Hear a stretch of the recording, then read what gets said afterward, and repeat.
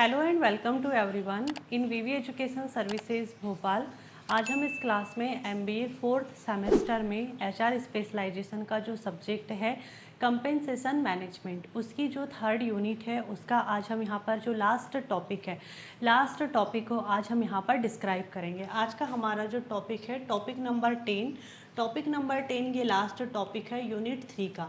और टॉपिक का नाम क्या है? टॉपिक का नाम है ESOPS, मतलब इसका फुल फॉर्म है एम्प्लॉय स्टॉक ओनरशिप प्लान, मतलब कर्मचारी शेयर स्वामित्व योजना। ठीक है, अभी तक हमने यहाँ पर पढ़े थे लाभ साझाकरण योजना, और आज हम यहाँ पर पढ़ेंगे कि कर्मचारी शेयर स्वामित्व योजना ये क्या होता है, जिसे क्या कहा जाता है शॉर्ट में ESOPS। अब देखो इसका जो एग्ज़ाम है, एग्ज़ाम में ऐसे शॉर्ट में भी इसको पूछा जा सकता है या कई बार इसका फुल फॉर्म भी पूछा जा सकता है। तो दोनों चीज़ आपको पता रहना चाहिए, ताकि अगर कैसे भी अगर एग्ज़ामिनर हमें पूछे तो वो हमें यहाँ पर पता रहे, क्लियर रहे। तो आपको इसका शॉर्ट नेम भी याद रखना है और इसका फुल फॉर्म भी याद रखना है। तो इसका फुल फॉर्म क्या है? Employee stock ownership plan. तो अब हम यहाँ पर अपने टॉपिक को स्टार्ट करते हैं। देखो जो टॉपिक है, टॉपिक की जो मीनिंग दी हुई है, टॉपिक की मीनिंग से हम यहाँ पर स्टार्ट करेंगे इसको। और इसकी जो मीनिंग है, मीनिंग सबसे पहले फुल फॉर्म क्या है इसका? Employee stock ownership plan.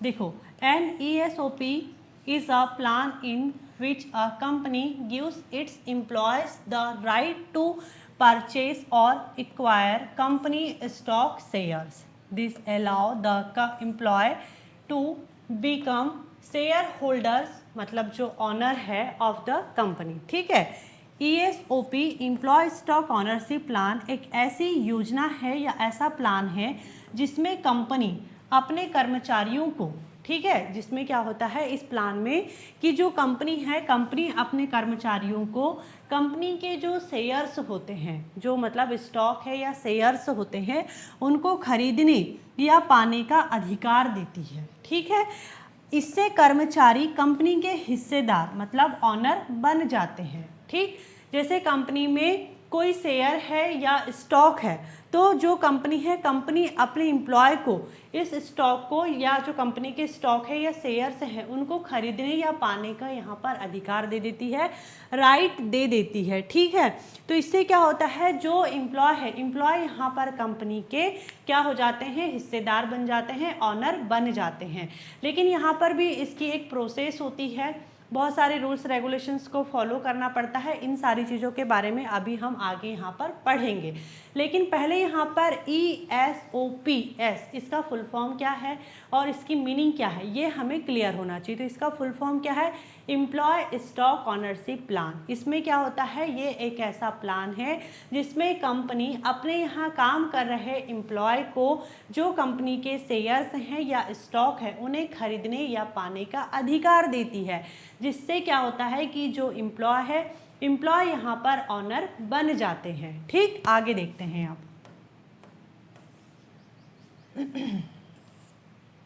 देखो एग्जाम्पल देखते हैं इसका। एग्जाम्पल में यहाँ पर दिया हुआ है, सपोज दैट एक कंपनी है ABC प्राइवेट लिमिटेड, कोई कंपनी है। ठीक, कंपनी ने कर्मचारी राहुल नाम का कोई एक एम्प्लॉय है, उसको 100 शेयर्स देने का यहाँ पर मतलब कहना चाहिए कि प्रॉमिस किया है, वादा किया है। एक शेयर की कीमत है, यहाँ पर एक शेयर की जो प्राइस है वो है 100 रुपीज़। ठीक, कुछ समय बाद कंपनी बहुत यहाँ पर सफल हो गई, सक्सेस हो गई, और शेयर्स की कीमत यहाँ पर 300 रुपये हो गई। ठीक, 300 रुपये हो गई। अब यहाँ पर जो ये एम्प्लॉय था, एम्प्लॉय को यहाँ पर 100 शेयर्स देने का वादा की थी कंपनी ने। अब यहाँ पर क्या हुआ, 100 रुपये में शेयर्स खरीद सकता है कौन? राहुल यहाँ पर 100 रुपये में शेयर्स खरीद सकता है, और उसका जो मार्केट वैल्यू है वो 300 हो गया है। लेकिन फिर भी यहाँ पर जो एम्प्लॉय है राहुल, उसको कंपनी ने यहाँ पर 100 रुपीज़ में शेयर्स देने का प्रॉमिस की थी। तो अब यहाँ पर कुछ समय के बाद में यहाँ पर राहुल को कंपनी ने 100 रुपीज़ में ही जो शेयर्स थे वो दिए, लेकिन अब उसकी मार्केट वैल्यू कितनी हो गई है, 300 रुपीज़ हो गई है। अब राहुल को प्रॉफिट हुआ, क्यों हुआ, क्योंकि अब देखो राहुल को प्रॉफिट हुआ, उसने 100 रुपीज़ में शेयर्स खरीदा, लेकिन मार्केट वैल्यू तो उसकी ज़्यादा है, तो यहाँ पर राहुल को प्रॉफिट हुआ और साथ में वह कंपनी का एक छोटा ऑनर भी बन गया। ठीक, अब यहाँ पर देखो कुछ समय के बाद में, तो ये टाइम पीरियड होता है 3 साल। अगर कोई एम्प्लॉय कंपनी में 3 साल तक अपना मतलब कहना चाहिए कि अपनी सर्विसेज देता है, वर्क करता है, तब जा कर के उसे यहाँ पर जो शेयर्स है वो शेयर्स या स्टॉक्स वो पाने का अधिकार रखता है, अदरवाइज उसे यहाँ पर ESOP नहीं मिलती है। ठीक, आगे देखते हैं इसको। देखो अब हम यहाँ पर देखेंगे इसकी जो प्रोसेस है। देखो प्रोसेस के बारे में हम डिस्क्राइब करेंगे। देखो यहाँ पर जो ESOP है, इसकी वर्किंग प्रोसेस में सबसे पहले तो जो कंपनी है वो यहाँ पर ESOP प्लान को क्रिएट करती है, फिर यहाँ पर अपने एम्प्लॉय को ऑफर देती है, फिर वेस्टिंग पीरियड होता है, फिर वेस्टिंग होता है, फिर जो एक्सरसाइज प्राइस पर यहाँ पर शेयर्स को खरीदा जाता है, उसके बाद में एम्प्लॉय प्रॉफिट अर्न करता है। तो ये पूरी प्रोसेस है, इस पूरी प्रोसेस को हम 1 बाय 1 यहाँ पर डिस्क्राइब करेंगे। तो इसकी फर्स्ट यहाँ पर जो प्रोसेस है, फर्स्ट प्रोसेस है यहाँ पर इसकी, company creates on ESOP plan. ESOP मतलब employee stock ownership plan, employee stock ownership plan. बार बार मैं इसका फुल फॉर्म बोल रही हूँ क्योंकि आपको भी याद करना है। ठीक, first of all the company decides how many shares to give to the employee. मतलब देखो फर्स्ट ऑफ ऑल यहाँ पर क्या हो रहा है, फर्स्ट ऑफ ऑल एम्प्लॉयज़ को यहाँ मतलब जो कंपनी है, कंपनी यहाँ पर ये फिक्स करती है कि एम्प्लॉय को कितने शेयर्स देने हैं। सबसे पहले यहाँ पर यही फिक्स होता है कि एक कंपनी ये फिक्स करती है कि एम्प्लॉय को कितने शेयर्स देना है। ठीक, अब यहाँ पर देखो जो कंपनी है, the company also decides, company ये भी तय करती है कि who will be eligible, eligible कौन होगा, how many shares will be available, यहाँ पर कितने शेयर्स एम्प्लॉय को दिए जाएंगे, उसके लिए कितने शेयर्स अवेलेबल होंगे एम्प्लॉय के लिए, after how long will they be available, कितने समय के बाद में एम्प्लॉय को ये शेयर्स मिलेंगे। ठीक, एट व्हाट प्राइस, मतलब किस प्राइस पर मिलेंगे। ठीक, बायलिंगुअल दिया हुआ है, हिंदी में भी दिया हुआ है, आप हिंदी में भी इसको पढ़ सकते हो। ठीक, तो देखो यहाँ पर हमें मतलब सबसे पहले क्या हो रहा है कि जो कंपनी है, कंपनी ESOP प्लान को क्रिएट कर रही है और यहाँ पर फर्स्ट ऑफ ऑल वो यहाँ पर मतलब कहना चाहिए कि जो कंपनी है, कंपनी यहाँ पर ये फिक्स करती है कि एम्प्लॉय को शेयर्स कितने देना है। ठीक है, शेयर्स कितने देना है। अब इसमें यहाँ पर कंपनी ये भी डिसाइड करती है कि इस शेयर्स के लिए कौन एलिजिबल होगा, कितने शेयर्स दिए जाएंगे, कितने टाइम के बाद में दिए जाएंगे और किस प्राइस पर दिए जाएंगे। सबसे पहले ये सारी चीज़ों को कंपनी फिक्स करती है, उसके बाद में आगे की सेकंड प्रोसेस होती है। ठीक, एग्जाम्पल में देखो ABC कंपनी ने राहुल को, राहुल नाम का कोई एक एम्प्लॉय है, उसको 200 शेयर्स देने का यहाँ पर डिसीजन लिया है। ठीक है, या डिसाइड किया है कि राहुल नाम का जो एक कंपनी में एम्प्लॉय है उसे 200 शेयर्स देने हैं। ठीक, यहाँ पर कंपनी ने ESOP प्लान को क्रिएट कर लिया। अब सेकंड प्रोसेस पर चलते हैं। देखो ग्रांट डेट, मतलब अब यहाँ पर क्या है, जो कंपनी है वो ऑफर दे रही है। The company officially offer the ESOP to the employee, this is called the grant date. देखो कंपनी एम्प्लॉय को ऑफिशियली ESOP ऑफर करती है, इसे ग्रांट डेट कहते हैं। ठीक है, अब यहाँ पर क्या हुआ, कंपनी ने अपने एम्प्लॉय को ऑफिशियली यहाँ पर क्या है, ऑफिशियली ESOP ऑफर करती है। मतलब यहाँ पर अब कंपनी अपने एम्प्लॉय को ऑफर दे रही है, इसे कहा जाता है ग्रांट डेट। देखो इट्स एक्सप्लेन्स, इसमें बताया गया है कि how many shares will receive, कितने शेयर्स एम्प्लॉय को मिलेंगे, एट व्हाट प्राइस, क्या प्राइस पर मिलेंगे, किस प्राइस पर यहाँ पर मिलेंगे, when you can buy them, तो वह इस शेयर्स को कब खरीद सकता है। ठीक है, अब यहाँ पर जो ऑफिशियली ESOP ऑफर तो कंपनी ने दे दी, ग्रांट डेट इसे कहा भी जाता है, लेकिन अब यहाँ पर इस चीज़ को एक्सप्लेन किया गया है या बताया गया है कि कितने शेयर्स मिलेंगे, किस प्राइस पर मिलेंगे और इसे ये जो एम्प्लॉय है वो कब खरीद सकता है। एग्जाम्पल, राहुल को 200 शेयर्स देने की बात की गई थी, लेकिन 100 रुपीज़ में यहाँ पर शेयर्स को ऑफर किया गया। जो भी 200 शेयर्स हैं वो 100 रुपीज़ में यहाँ उसे ऑफर किए गए हैं। ठीक, ये हो गई सेकंड प्रोसेस। आगे देखते हैं, इसमें आप वेस्टिंग पीरियड होगा। हाँ ठीक, देखो वेस्टिंग पीरियड है। देखो वेस्टिंग पीरियड में अब यहाँ पर है the employee does not receive shares immediately, they have to work for the company for a few years. This is called the vesting period. Its purpose is to keep the employee associated with the company for a long time. Employee को तुरंत shares नहीं मिलते, उसे कुछ साल company में काम करना पड़ता है, उसे वेस्टिंग पीरियड कहते हैं। वेस्टिंग पीरियड मीन्स क्या हो रहा है कि एम्प्लॉय को तुरंत में यहाँ पर जो है शेयर्स नहीं मिलते हैं, उसे अपना कुछ टाइम कंपनी को देना पड़ता है। मतलब कुछ टाइम उसे कंपनी में जॉब करना पड़ता है, अपनी सर्विसेज देना पड़ता है। तो इसका जो पर्पस है, क्या है, उद्देश्य क्या है, एम्प्लॉय को कंपनी के साथ लंबे समय तक जोड़ करके रखना। ठीक है, जो एम्प्लॉय कंपनी में लंबे समय तक जुड़ा रहेगा उसी को यहाँ पर इस प्लान को या ये शेयर्स मिलते हैं। अदरवाइज यहाँ पर ऐसे हर किसी को कंपनी के शेयर्स या स्टॉक नहीं मिलते। एग्जाम्पल, कंपनी ने कहा यहाँ पर राहुल नाम का जो एम्प्लॉय था 3 साल के बाद में ESOP का इसे यहाँ पर राइट मिलेगा, अधिकार मिलेगा। अगर यहाँ पर ये जो एम्प्लॉय है 3 साल से पहले अपना रिज़ाइन दे देता है, नौकरी छोड़ देता है, तो उसे यहाँ पर ये जो प्लान है, ESOP प्लान है, ये यहाँ पर उसे नहीं मिलेगा। तो हम ये कह सकते हैं कि कोई एम्प्लॉय अगर कंपनी में कम से कम 3 साल तक अपना टाइम दे रहा है तो उसे यहाँ पर ये शेयर्स या स्टॉक पाने का राइट है। अदरवाइज उसे यहाँ पर इस स्टॉक या शेयर्स को पाने का कोई राइट, अधिकार नहीं है। ठीक,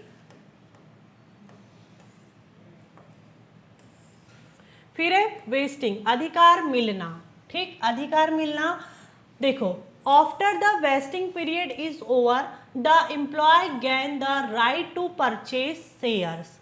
now the employee can purchase shares if he wishes. देखो वेस्टिंग पीरियड पूरा होने के बाद में, अभी हमने वेस्टिंग पीरियड पढ़े, इस पीरियड को पूरा होने के बाद में एम्प्लॉय को शेयर्स खरीदने का अधिकार मिल जाता है। अब एम्प्लॉय चाहे तो शेयर्स को खरीद सकता है। ठीक, क्यों? क्योंकि उसने 3 साल अपना टाइम दे दिया कंपनी में, अब वो यहाँ पर शेयर्स को खरीद सकता है। तो वेस्टिंग पीरियड होने के बाद में एम्प्लॉय शेयर्स को खरीद सकता है। अब चाहे तो एम्प्लॉय शेयर को खरीद सकता है।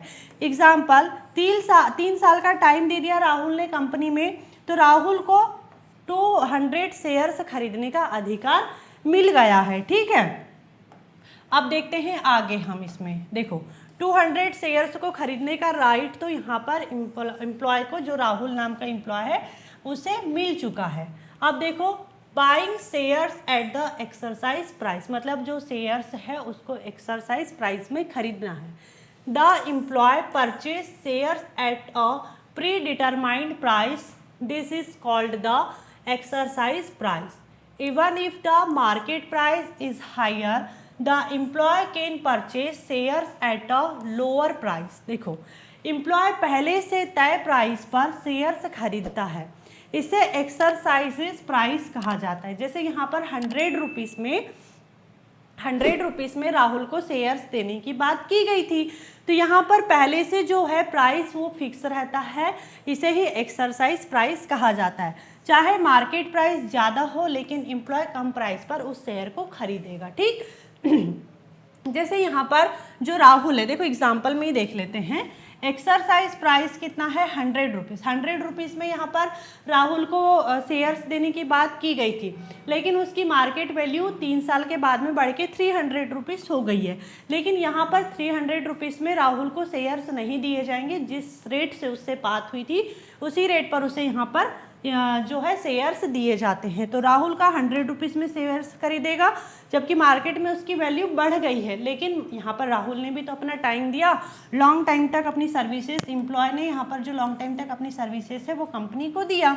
तो इसमें क्या हुआ, कंपनी के साथ साथ उसका भी प्रॉफिट हुआ। ठीक, अब देखते हैं last process, earning profit. Now the employee can keep the shares और sell them in the market. मतलब देखो, अब जो एम्प्लॉय है, एम्प्लॉय शेयर्स अपने पास रख सकता है, अगर उसे रखना है, जैसे एम्प्लॉय ने शेयर से तो खरीद लिया, अब उस शेयर्स को एम्प्लॉय को अपने पास रखना है या मार्केट में उसे सेल करना है, बेचना है, ये उस पर डिपेंड करता है। देखो, राहुल ने 100 रुपीज़ में शेयर्स को खरीदा, 300 में उसे बेच दिया क्योंकि मार्केट वैल्यू 300 चल रही थी। प्रॉफिट उसका यहाँ पर 200 प्रति शेयर्स पर हुआ। देखो, अगर 200 शेयर्स है तो टोटल प्रॉफिट उसका यहाँ पर 40,000 का हुआ, 40,000 का प्रॉफिट हुआ।